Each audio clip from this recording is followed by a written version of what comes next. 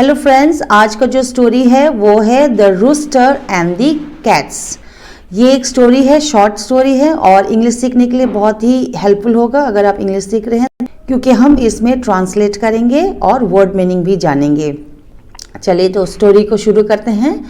Once upon a time, एक बार की बात है, a rooster lived in a farm yard with many other animals. यानी एक मुर्गा, और फार्म यार्ड का पहले मैं मतलब बता दूं, फार्म यार्ड का मतलब होता है खेत, ठीक है। तो एक मुर्गा एक खेत में कई अन्य जानवरों के साथ रहता था, ठीक है। Lived in a farm yard with many other animals, यानी वो अन्य जानवरों के साथ रहता था। One day he found a toy carriage. एक दिन उसे एक खिलौना गाड़ी मिली। फाउंड मतलब कोई चीज को मिलना, या फिर जब आप देखते भी हो तो यू कैन से फाउंड, है ना। तो उसे क्या दिखा? एक गाड़ी। As he always wished to travel the world, जैसा कि वह हमेशा दुनिया की यात्रा करना चाहता था। वो चाहता था कि मैं पूरी दुनिया घूमूं, है ना। The rooster was excited and jumped with joy. तो मुर्गा जो था वो बहुत उत्साहित था, है ना। एक्साइटेड यानी उत्साहित था और खुशी से उछल पड़ा। He announced, I am going to travel across the world on this carriage. फिर उसने क्या करा? उसने अनाउंस किया, घोषणा की कि मैं पूरी दुनिया घूमूंगा। किस में बैठ के? इस कैरेज में बैठ के, है ना। तो इसमें बैठ के मैं पूरी दुनिया घूमूंगा, क्योंकि उसकी पहले से ही ये इच्छा थी। Okay, everyone is going to respect me and bow to me. फिर वो कहता है कि जब मैं गाड़ी से घूमूंगा ना, तो सब लोग मुझे देख के क्या करेंगे? रिस्पेक्ट करेंगे, मेरी इज्जत होगी। और बो डाउन का मतलब होता है झुक के नमस्कार करना, ठीक है, सम्मान करना। तो वो कहता है, अपने मन ही मन वो कहता है कि अगर मैं इस गाड़ी में बैठूंगा तो सब मेरी रिस्पेक्ट करेंगे, और इस गाड़ी में बैठ के मैं पूरी दुनिया घूम सकता हूं और मैं घूमूंगा। Okay, but in his excitement to travel the world, लेकिन दुनिया घूमने के उत्साह में, okay, he forgot that the carriage had to be pulled by someone. क्योंकि वो इतना उत्साहित था कि वो भूल गया कि गाड़ी को तो किसी को धक्का देना होगा।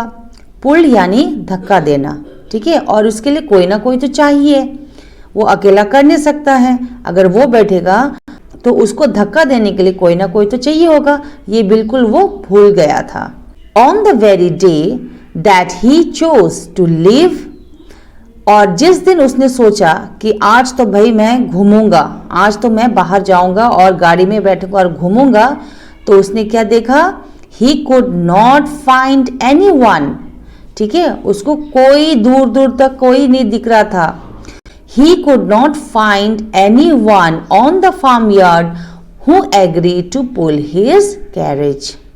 तो जिस दिन उसने ये सोचा कि आज मैं इसमें बैठूंगा और मैं घूमने जाऊंगा, तो उसने क्या देखा कि उस पूरे खेत में दूर दूर तक कोई भी जानवर नहीं थे जो उस गाड़ी को धक्का दे सके।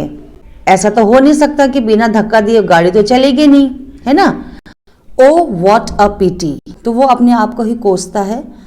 How will I ride on this wonderful carriage now, exclaim the rooster.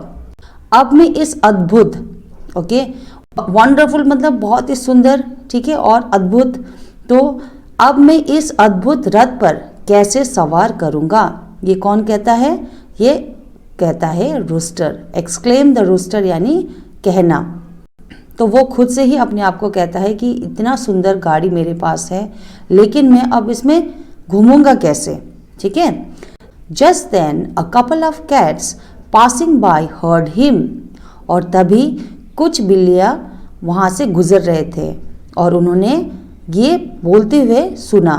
कौन बोल रहा था? रूस्टर। और जब वो अपने आप से बात कर रहा था, कोस रहा था, तब वो बिल्ली जो वहां से गुजर रहे थे उसने वो सुन ली।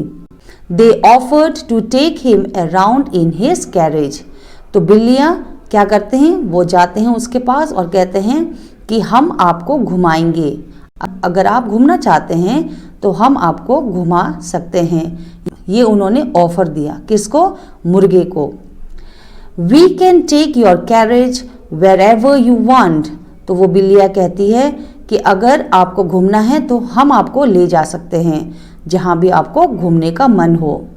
We are strong and know all the places.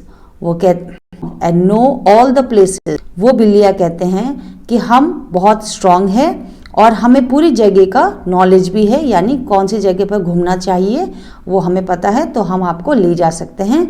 The cats said. तो बिल्लियाँ ने ये कहा। The rooster was excited to hear this and decided to leave for his journey on the carriage the next morning.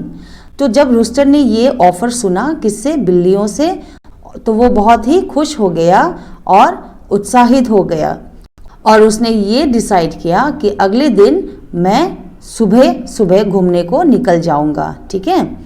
A hand from his farmyard expressed her concern and warned him. Warn मतलब चेतावनी दी। ठीक है, उसने ये चेतावनी दी, dear rooster, fowls can never be friend with cats, कि मुर्गी और बिल्लियां कभी भी दोस्त नहीं हो सकते हैं। You must stay back in the farm yard. वो कहता है कि तुम्हें मेरी सलाह माननी चाहिए और यहीं खेतों में रहना चाहिए। Here you are safe. और वो कहता है कि यहीं तुम सेफ रहोगे, वरना वो तुम्हें खा जाएंगे। The rooster ignored the advice given by the hen and continued on his journey. मुर्गे ने मुर्गी द्वारा दी गई सलाह को नजरअंदाज कर दिया और अपनी यात्रा जारी रखी। On reaching a thick forest, घने जंगल में पहुंचने पर the carriage stopped with a jolt. जब वो लोग घने जंगल पहुंचे तब बिल्लियों ने क्या किया? उसने झटके से उस गाड़ी को रोक दिया। ठीक है, तो गाड़ी रुक गई। The rooster ordered the cats to explain this halt. मुर्गे ने बिल्लियों से पूछा और कहा कि मुझे समझाओ कि तुम यहाँ पर क्यों रुके, या गाड़ी यहाँ पर अपने क्यों रोके।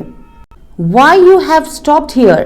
He told, but the cats didn't say anything.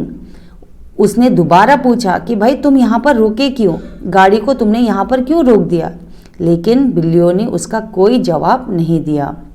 The rooster understood that the cats did not intend well. मुर्गा समझ गया कि बिल्लियाँ ठीक नहीं कर रही हैं, यानी उनका इरादा कुछ और ही है। He remembered what the hen had warned him about. तभी उसको वो बात याद आई जो उसके दोस्त ने उसे समझाया था। Now sitting in his carriage, alone and far away from the farmyard and all his friends. अब यहाँ पर वो बिल्कुल अकेला था और अपने सभी दोस्तों से काफी दूर था, है ना। The rooster striked with fright. तभी उसको बहुत घबराहट हुई, बहुत डरने लगा वो, क्योंकि वहाँ उस घने जंगल में वो बिल्कुल ही अकेला था। He knew he would not leave from here alive. तो तभी उसे ये महसूस हुआ कि अब मैं यहाँ से बिल्कुल भी जिंदा नहीं जा पाऊंगा वापस अपने घर, और उसे लगा कि अब तो मेरी मौत जो है वो सामने है। He remembered all his friends, family and neighbors and bade them goodbye. और तभी वो मनी मन सभी अपने दोस्तों को, परिवारों को, सबको याद करता है और मनी मन कहता है कि भाई अब तो मैं मरने वाला हूँ, तो मेरी तरफ से सबको उनको गुड बाय कहता है। The cats ate him up to their fill. फिर जैसा कि होना ही था, बिल्लियाँ उस मुर्गी को झपट लेते हैं और उसे पूरी तरीके से खा जाते हैं। And joyfully went back to their homes. और खुशी खुशी अपने घर वापस चले जाते हैं, क्योंकि अब उनका पेट बिल्कुल भर चुका था। They left the beautiful carriage behind in the deep forest. और क्योंकि वो मुर्गे को खा चुका था तो उस गाड़ी का उन्होंने कुछ करना था नहीं, तो उन्होंने क्या किया, उस गाड़ी को उसी घने जंगल में छोड़ आए। तो ये था आज का बहुत ही प्यारा स्टोरी जिससे हमें ये समझ में आता है कि जब हमें कोई एडवाइस देता है, कोई हमें कुछ चीज़ें समझाने की कोशिश करता है, तो हमें उनकी बातें या फिर सलाह हमें हमेशा सुनना चाहिए, है ना। कुछ भले लोग भी होते हैं, चाहे वो इस कहानी में कौन था, उसका दोस्त था जिसकी बातें उसने नहीं मानी। तो आई होप आपको आज का ये स्टोरी पसंद आया होगा और आपने कुछ सारे वर्ड्स भी सीखे होंगे। ऐसे ही अगले वीडियो के साथ जल्दी मिलते हैं। Thanks for watching. ऐसे ही स्टोरी सुनने हैं और इंग्लिश सीखना है तो इस चैनल को ज़रूर सब्सक्राइब कर देना। Thank you very much.